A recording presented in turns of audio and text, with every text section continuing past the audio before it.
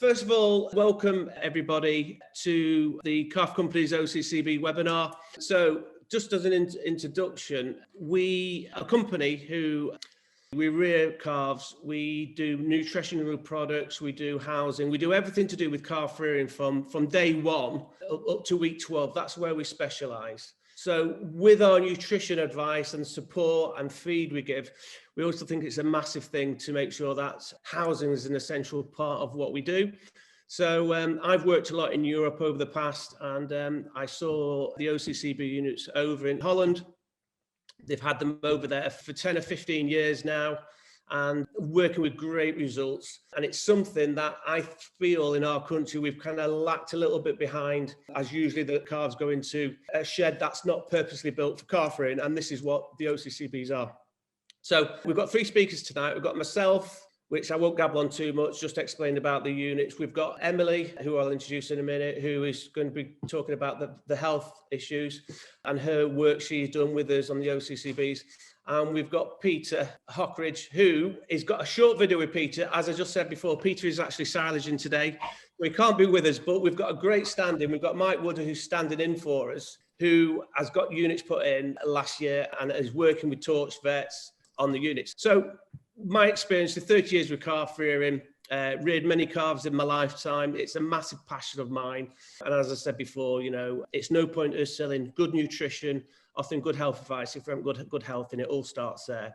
We introduced the OCBs 2 years ago and seen huge benefits. And now we've got many units now up and down in the UK. And it's something we're really passionate about and want to go forward with. Just going on to Emily, our second speaker tonight, has done great work with us. It was Emily who actually really worked with Peter on putting the first units in. She saw how important the environment was for calves, and it was her work she'd done with Peter there. We got our actually first units in. Peter was the first gentleman, first customer of ours who put the units up. And as I said to you before, it was with Emily's help a little bit and working through this. As I say, Peter's silent today, so he can't be with us, but we have got a video of Peter. So Peter milks 250 Holstein cows on all year round calving pattern, rears all his own heifer replacements. Peter had 8 units installed June 2019. So they've been in there for 2 years now after experiencing a number of problems within the farm. I think one of the main ones, and I think Emily will talk to you about this, was mycoplasma, and invested in the units. We've got Mike Wood. So Mike's kindly stepped in just to help us out tonight to answer a few questions on the farmer's point of view. Mike had 10 units put up on his farm, which is actually next door to Peter. So yeah, Mike milks 400 graze-based Jersey cross cows, split calving pattern, 200 spring calvers and 200 autumn calvers, reared all their own heifer and beef replacements. Michael had 10 units put up in August, and he's on his second group. So he had his autumn batch through the group, and I think now he'll just be coming through to finishing the spring group. So what we're going to do today is we've got 3 short videos, and these videos were taken last year, just before we were not in lockdown. So my first video is for myself, just explaining about the units, and then we're going to have an open questions afterwards. So we're going to play the first video. I say any questions, we'll be opening it out to some questions which we can see are coming in at the moment.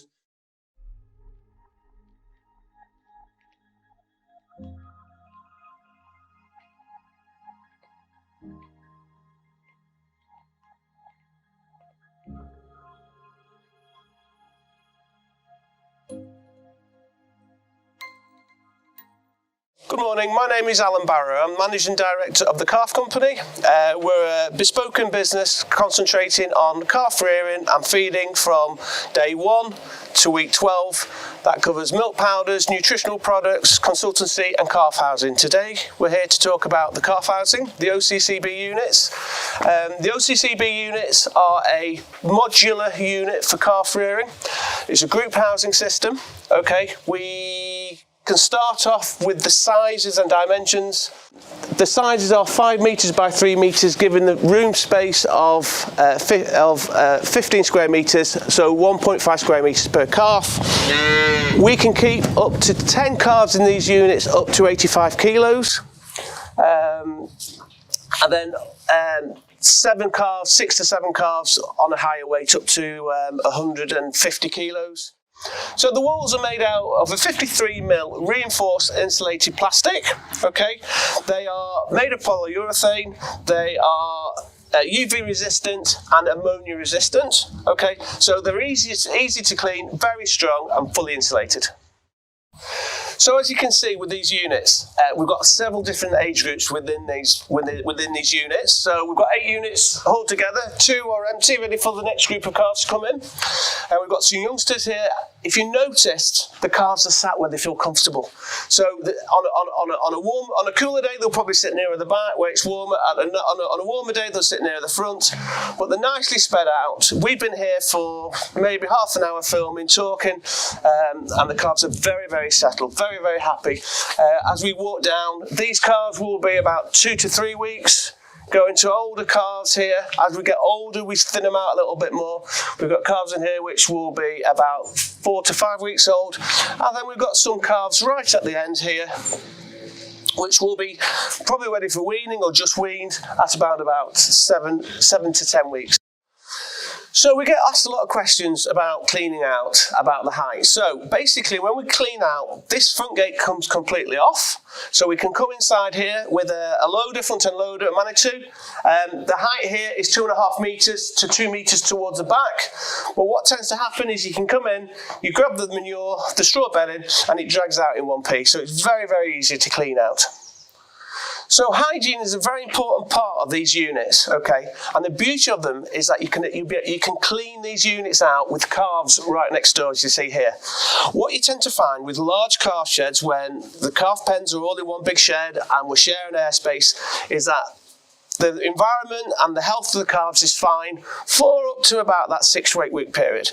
Then we get a build-up of manure in there and pathogens, and then we have a higher increase of bacteria, and then we start affecting the calves. So the beauty with these pens is that we can actually take one unit out, come inside, clean all the straw out, power wash and disinfect like this one has been done, without actually affecting this group of calves here. As you see, still got bedding in there, but there'll be no moisture or anything go from one group to another. So it's very, very important for your healthy calves to be able to keep your calves clean.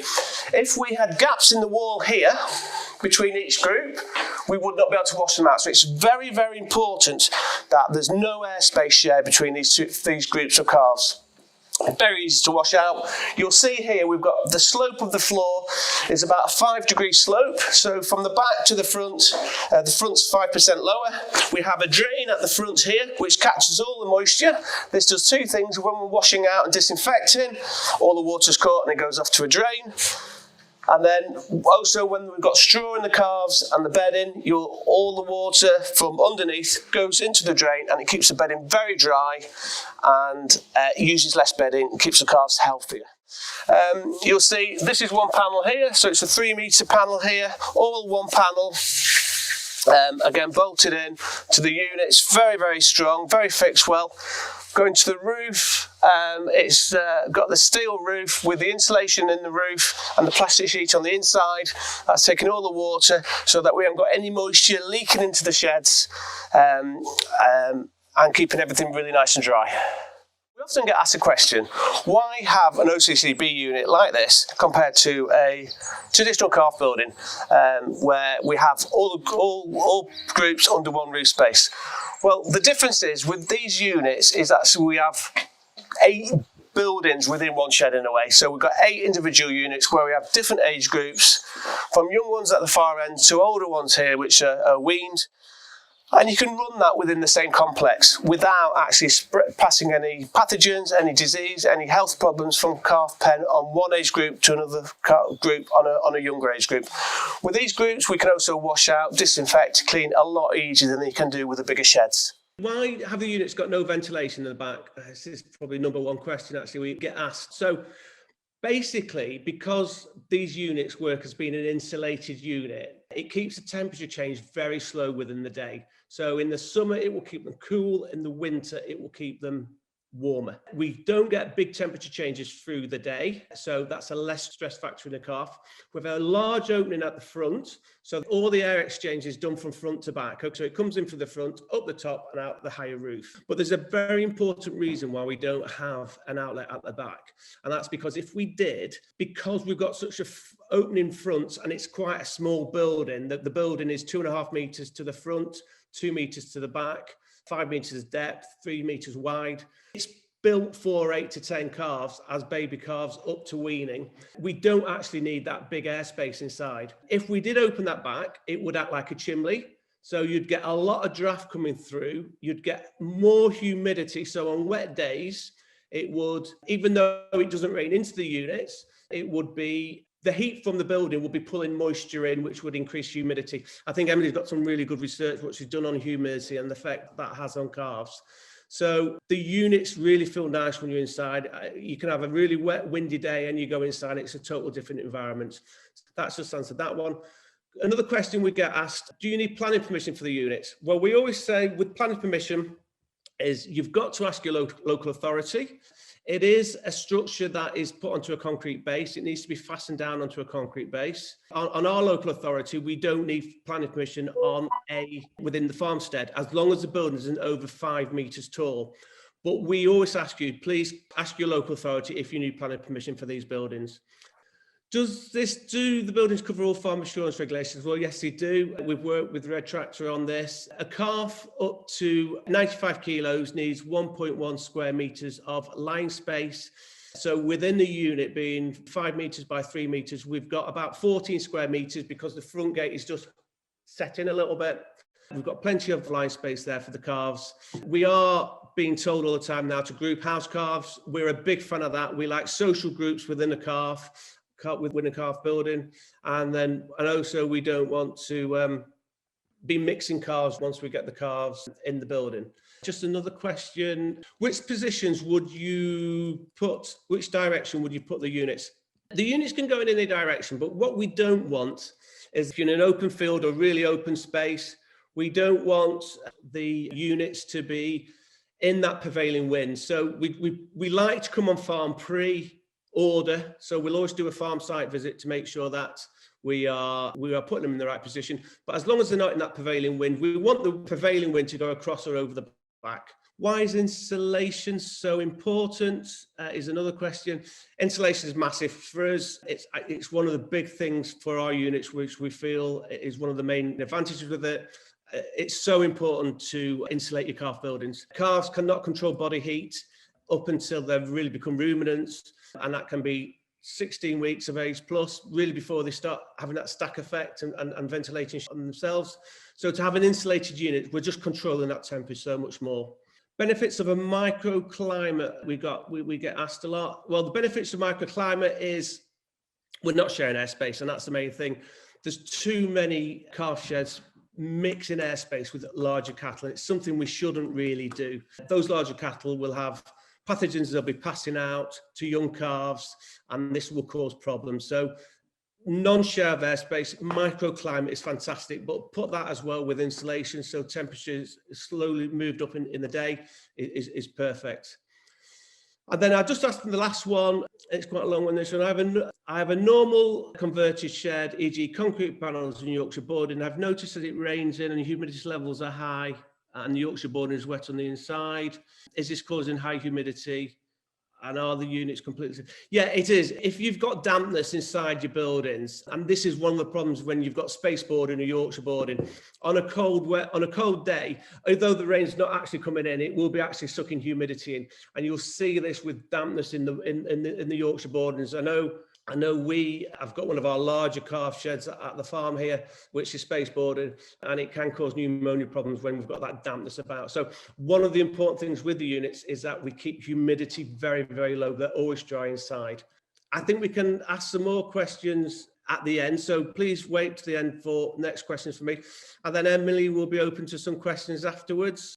My name's Emily Linton. I work for Torch Farm Vets in Bideford. I've been working with High Park Farm since Christmas 2017. It was Christmas 2018 that we started to have huge problems with pneumonia in the calves. We knew because of regular monitoring that the herd was BVD free and IBR free. So we looked at taking some samples to try and find out what pathogens were involved, and we diagnosed mycoplasma. Throughout the 18-19 season, 21 calf deaths were recorded.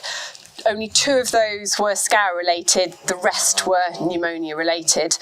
So that was a real knock on production. The season afterwards, so the 1920 season after the units had been installed, we only had 5 calf deaths. They were all related to Cryptosporidia, down in the baby calf units before they'd even had a chance to move up here. So that was a huge improvement, and we managed to achieve that with not having to go anywhere near looking for a mycoplasma vaccine. So that was a real bonus as well. We compared drug usage between the 2 seasons as well. Drug spend in the 18-19 season was nearly £1,400. In the season the calf units were installed, that went down to £820. So a saving of over £500, or more than 40% reduction in drug spend when we were looking at pneumonia drugs. So again, a really significant improvement. Drug spend didn't go down to 0 because calves still spend the first sort of couple of weeks of life down in a shed that sadly isn't calf specific. So we get a few issues down there with pneumonia still, and the beef calves are sold by 6 weeks, so they don't come anywhere near these units either. Because Hyde Park Farm is part of Torch's Young Stock Club, we had a lot of nice data on daily live weight gain to look at, again to compare the season before the units were put in and when they'd been put in. Daily live weight gain in the 18-19 season was very disappointing, 0.48 kilos per day, so there was some serious room for improvement. After the units had been put in, and they did actually change their milk powder as well, it increased to 0.75 kilos per day, so much closer to where we want to get it. We hope to improve on that further still, to push it up more towards 0.8, 0.9 kilos a day. So we'll keep monitoring, seeing where we go with that. The other thing we were able to do, because Torch has some temperature and humidity monitors, was to place them in the new units, in the old shed where the heifers used to be grouped housed, and down in the baby calf shed. And it was quite an interesting difference in the results that we got. So the new units were able to just control the temperature and humidity that little bit more than the other ones. So we had smaller fluctuations in the temperature in here compared to the heifer shed that they used to be group housed in, a higher average temperature in here, and we know how important cold stress is to calves and their immunity and their daily live weight gain and things. And the humidity in the baby calf shed got really, really high over the period we had those monitors in. And again, these units managed to just keep it off the highest humidity that it was recording down there. It was much lower here than it was down there, but lower than the outside humidity. So yeah, we've seen some really significant improvements in, money saving, in drug spend, money saving, production saving, in not losing animals. Obviously, a huge improvement in welfare, and yes, so they've just made a great improvement to the heifer rearing process. Thanks, Emily. As Emily said before, she did that in one take, which was absolutely brilliant. I think she's a secret little superstar there. And Much like talking. So we've got some questions for Emily. Yeah. So, but I think the first one is, Emily, since we did that, you've actually got some more data, is that correct?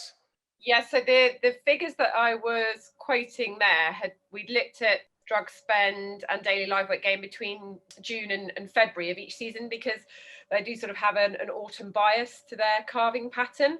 And yeah, I've had a look at what the drug spend for the most recent season has been, and that's down to actually £300, which is incredible when you think it was, £800 last season, and as we said, up to £1,400 the season before that. So yeah, that's really impressive, and we have hit the target of getting over 0.8 kilos a day for daily live weight gain as well. They're currently averaging 0.85 kilos a day. So yeah, we're really, really pleased with that as well.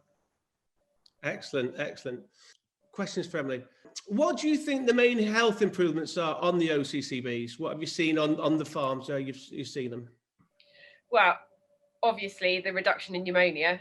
I mean, that's great. We just generally don't see sick calves in them, so you're not having to inject them, and they grow really well, and it's really great to see. And does Peter vaccinate his calves? Not for pneumonia, no. Pneumonia, not Respiratory or anything like that. Not for pneumonia. No. Okay. And was he doing pre to this? No, IBR and BVD are monitored and controlled at a herd level, and no, he'd never vaccinated for using the intranasal for RSV and PI3 or anything like that. So, no. How important is controlling humidity within calf sheds? I know when we first put the units up, you had a humidity monitor in there. Yeah, so humidity is really important when we think about virus survival. So humidities of 75% and above, viruses will survive really well and multiply, and therefore, calves are at greater risk of being susceptible to them. When you get below 75%, viruses find it much harder to survive. So essentially, the lower you can keep that humidity, the better. And actually, it's really hard in this country because generally we are quite damp here, aren't we? We get that sort of horrible mizzly stuff, and we're generally, especially here in the southwest. So, I'm not going to say that the barns performed miracles, but the fact that they could just keep the humidity that little bit lower than the outside and what it had been in the previous units, I think was quite important. Excellent. Okay, thank you. So you talked at the beginning, Emily, about mycoplasma on a lot of farms, and sometimes people think it's just ordinary pneumonia and struggle a little bit. We focus on the units of being very isolated units. How important is that for stopping the spread of mycoplasma from calf to calf? Well, huge. I mean, there's the same for any viral pathogen and the bacteria like mycoplasma, because it's that prolonged close contact, it's spreading the aerosol.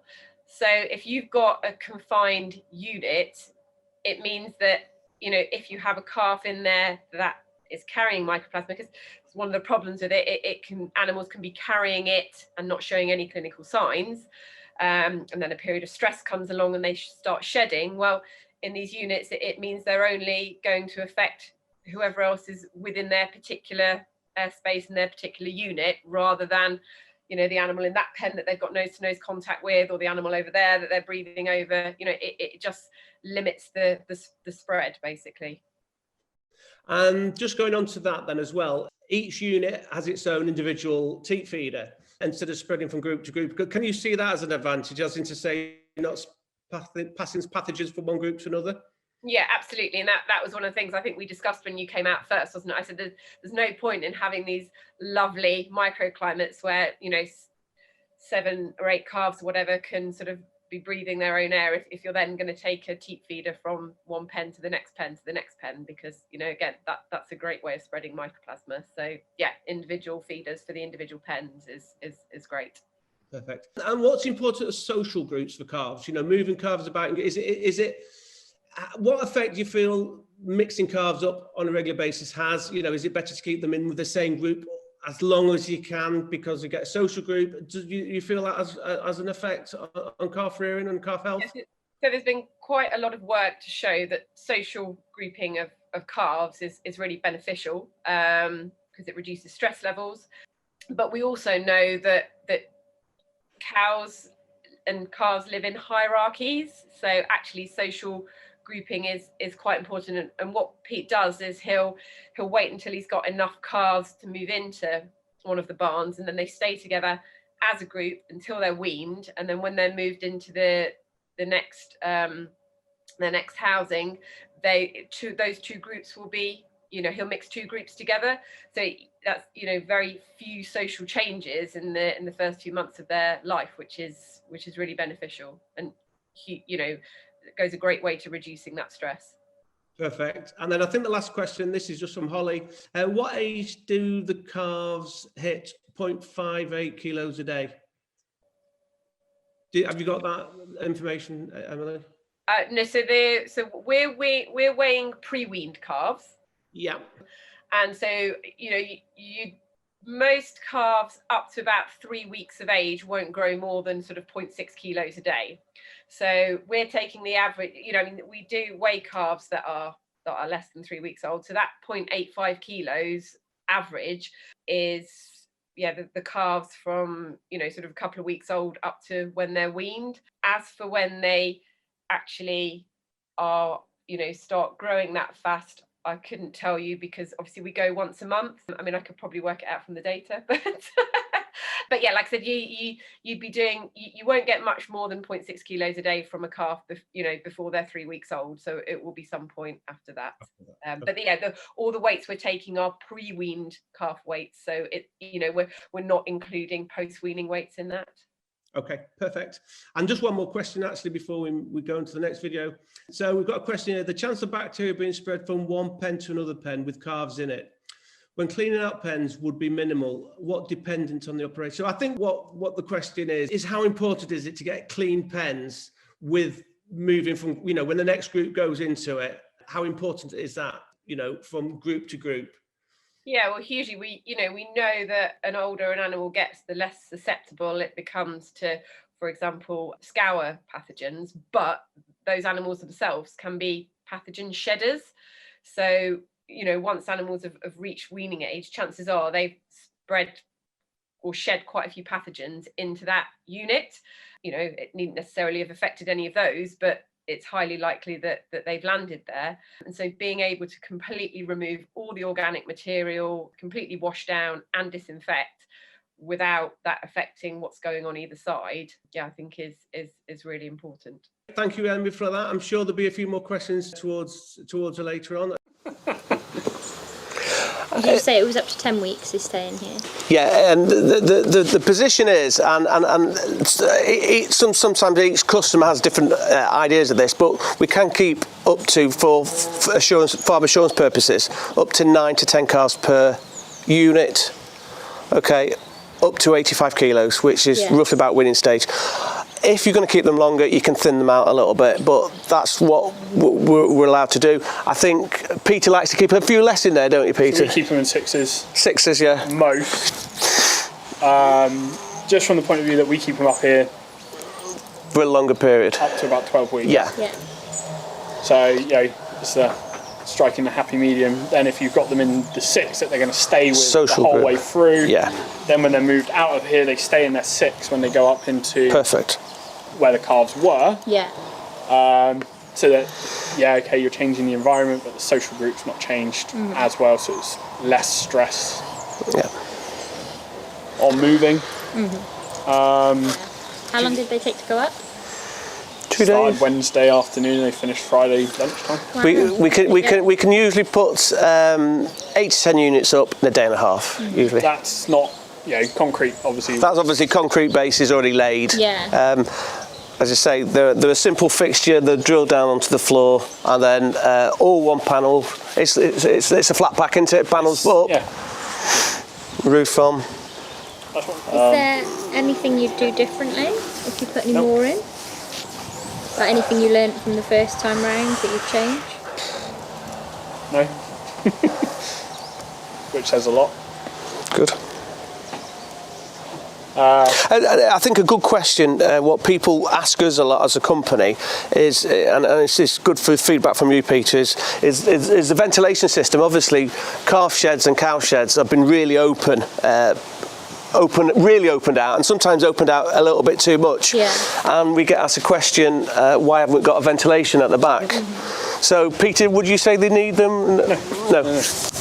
However, did ask the question when we were doing it, or I think he briefly asked the question And like you said, it's easy enough to drill a hole in the back Yeah. if you need to. Yeah. When we put it up, it was roasting hot, like properly hot.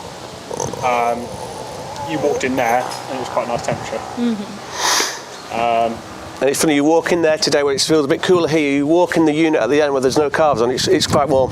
Yeah. Yeah. Like, with humidity, if we had a vent at the back, it would act like a chimney. And on a day when it's raining, the rain wouldn't go in, but the humidity would increase. Yeah. Because basically it sucks it in, it draws it in. If you notice with the calves, they kind of sit where it's comfortable. They're not out of anything. They'll sit at the front, sit at the back. Perfectly, what is it? But if there was a big outlet at the back, the draft would be coming, dropping down onto them and giving them a chill. So it's a question we get asked all the time. Why haven't we got a vent in the back? Well, it's there on purpose. Yeah.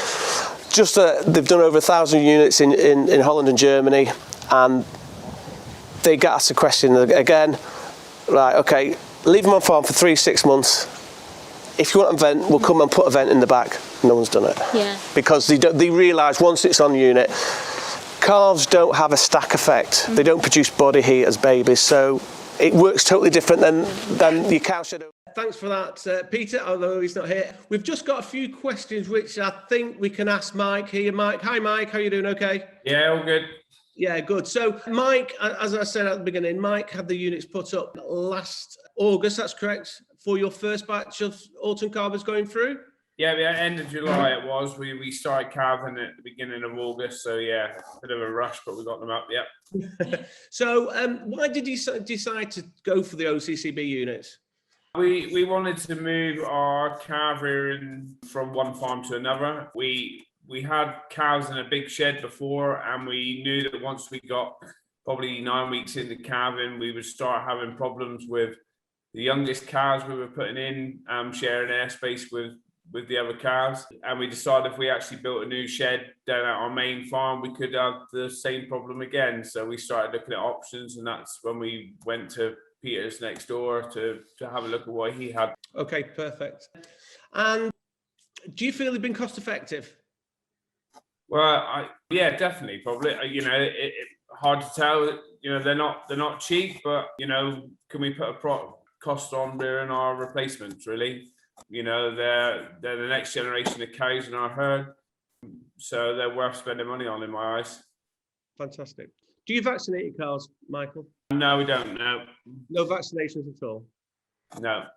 So over this winter, on your first group through, you had good results going through? Yeah, we have. We've, pneumonia cases wise, where we always used to get a foo, we haven't had a case of pneumonia since we've used those calf sheds. Yeah, we've had the odd case of scour, but nothing too serious really.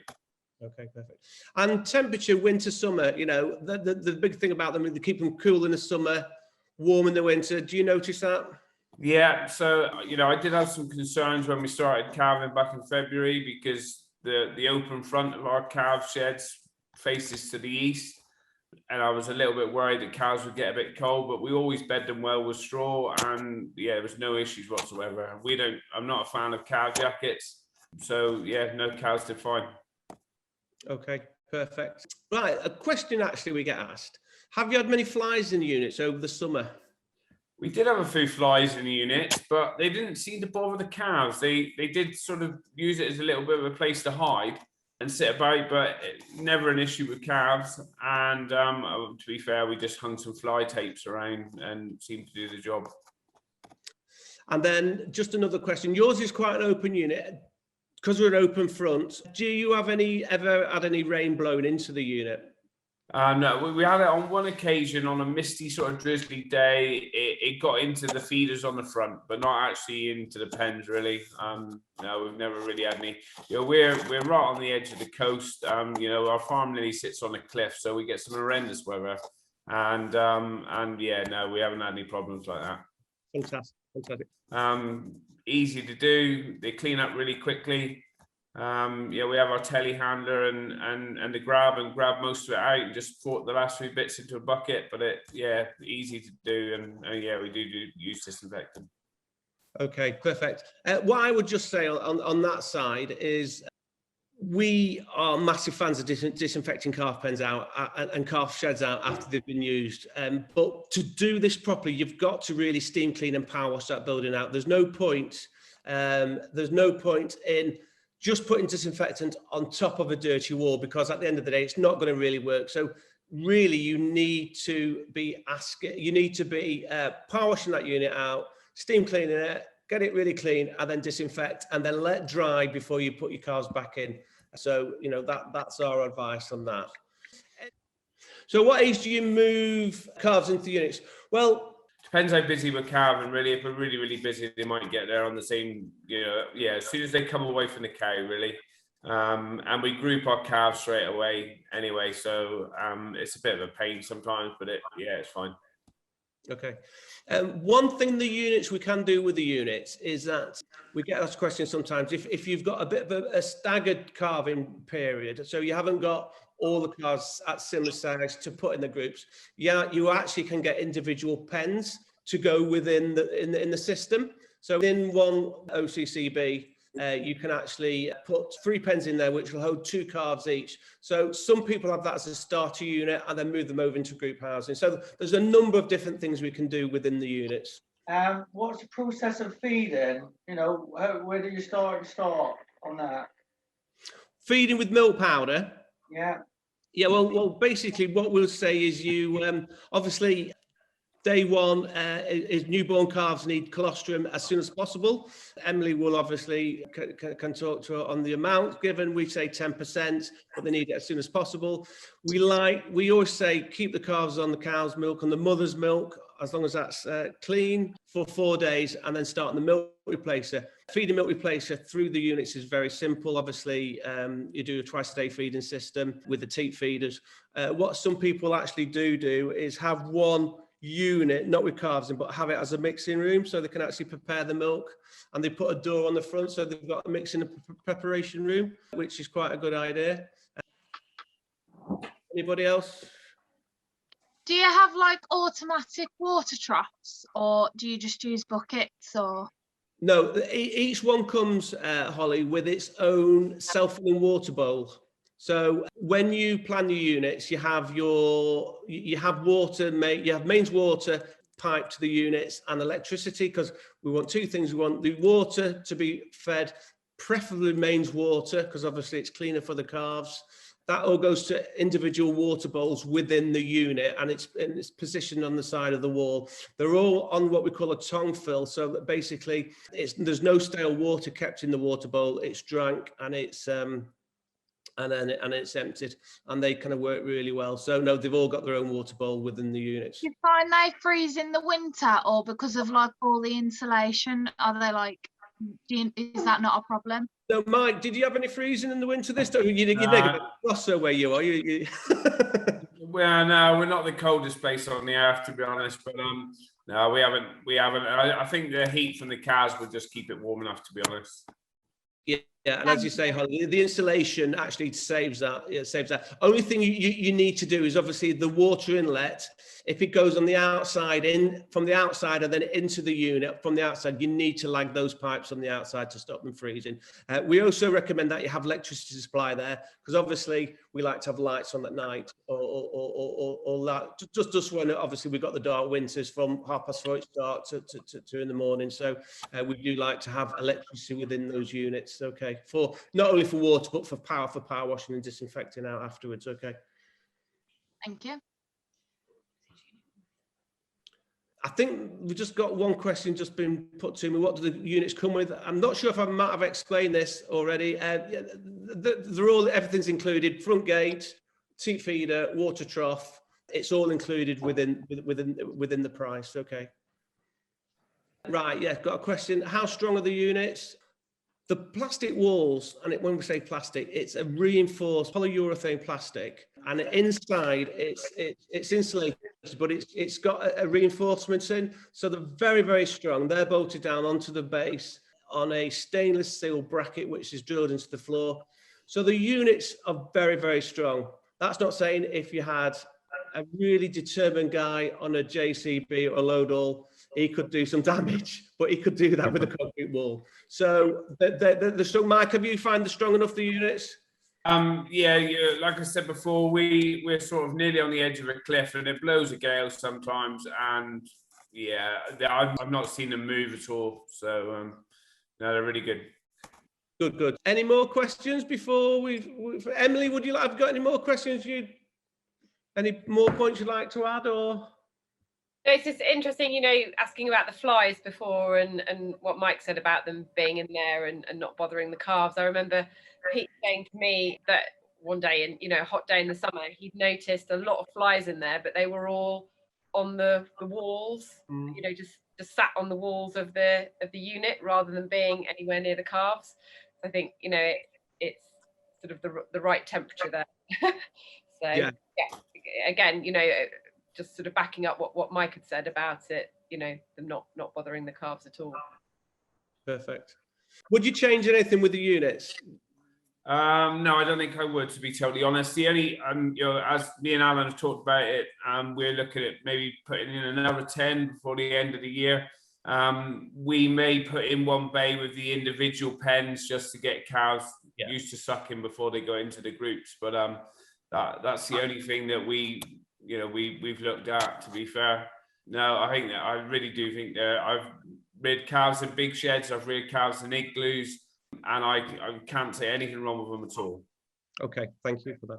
So I think it's 8 o'clock. We've gone over time a little bit. I'll just finish up now. First of all, I'd like to thank everybody for coming and joining us tonight, especially thanks to Emily and to Mike, and a thank you to Peter, although he's probably still instructed getting that silage in. Thanks for just explaining what you're doing and what you've done. We have videoed this webinar, so if anybody would like a copy of this for notes going forward, please email us. Also, if you've got any questions that you've forgotten to ask today, don't be afraid of emailing us or coming to us. We're here to try and help you with your calf rearing systems. We do individual calf pens, we do mixes, we do all equipment as well. So, if you need any advice or any help with your calf rearing, that just leaves me to say, thank you to everybody, and thank you for coming on. Really appreciate it. It's been our first attempt at a webinar, so I'm glad it's all over. I've been nervous all day, especially when we didn't have connection at about 5:30, and we had to run from one office to I had to run back home, so that was a bit of a panic. But anyway, we've got here, and hope everybody's enjoyed it. Thanks, B, as well. A big thank you for you for organising it. So thank you to everybody, and let's just leave and say good night and see you all soon. Thank you. Thank you. Right. Cheers. Thank you. Thank you.